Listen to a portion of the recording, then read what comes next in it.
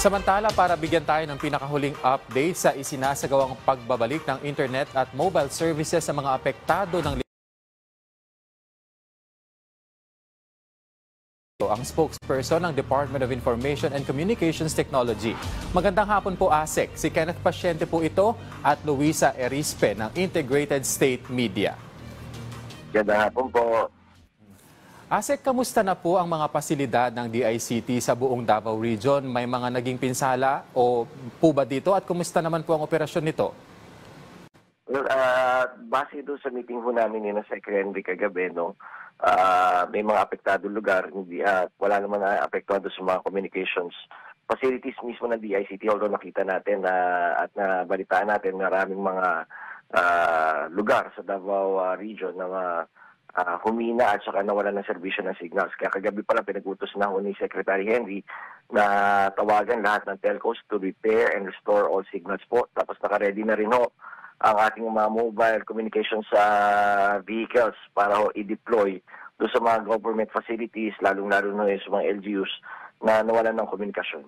So sa ngayon po ba, Sec, ay naibalik na po ba yung maayos na internet connection at mobile services, lalo po dito sa mga apektadong lugar?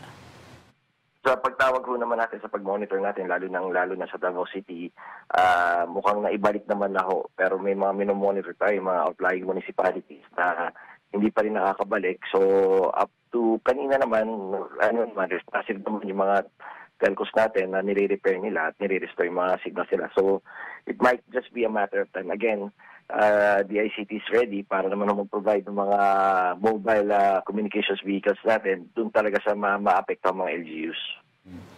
Sa kailan po kaya maibabalik, lalo doon sa mga low-lying areas kasi baka doon may mga possible na matindi yung mga epekto ng lindol? Malinaw naman ho yung pahayag ni Secretary at mandato na ni Secretary Henry doon sa mga telcos natin na ibalik ka agad dyan. So we're expecting, we're monitoring within 24 hours dapat na balik na yan. Pero hindi natin inaalis na yung mga possible aftershocks ay magdulot din ng mga interruptions sa signals and doon sa mga equipment ng mga mobile network operators natin. ASEC, ano-ano naman po yung mga suporta na inihahanda ng DICT sakaling mawalan po muli ng koneksyon at linya ng komunikasyon? Again, andyan ho yung nakahanda tayo sa mga ganitong sitwasyon. In fact, nung iniwan ko si Sec. Henry kagabi, hindi matutulog si Bossing. So, nandun ho sila doon sa operation center natin, sa monitoring center ho natin. At naka-ready ho yung mga regional offices natin to deploy yung JEX movesets ho natin. Yun nga yung sasabi natin yung government emergency communications vehicles natin para doon sa mga apektadong mga lugar. But more importantly, yung pakikipagtulungan natin sa mga telcos na maibalik yung mga signals para na magkaroon ng komunikasyon at masiguro ng mga kababayan natin, ma-reassure nila yung mga pamilya nila, yung mga nag-aalala sa kanila na nasa ligtas silang kalagayan, or kung may pangangailangan sila, maipahatid agad ng ating pamahalaan yung mga pangangailangan nila. ASEC, nasa ilan po kaya itong mga vehicle na sinasabi nyo pong nag-iikot sa Davao Region?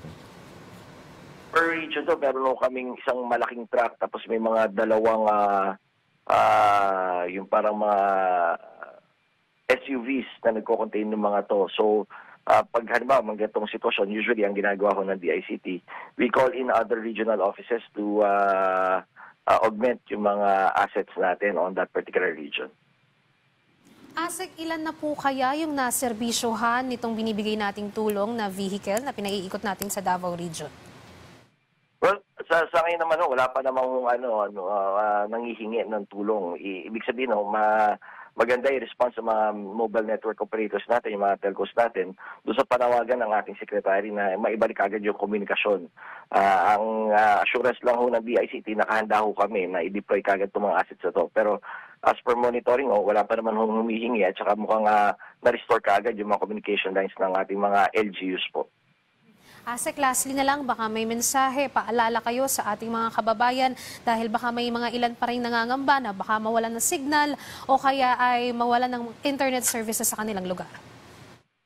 Kaya nga kami naman closely monitoring dito sa sitwasyon sa ating mga kababayan sa Davao at naka-ready ho ang inyong DICT sa pamumuno ni ating Secretary Henry Aguda para tumulong ho at magbigay ng karampatang ayuda pagdating mo sa larangan ng komunikasyon. Pero again, I think the most important thing that we're doing is monitoring kung nagda-down yung mga signals natin at pinapakilos natin yung mga telcos natin. Sa mga kababayan natin na pag tingin nila mahina yung signal, ipagbigay lang alam nila sa atin through our website po, yung dict.gov.ph.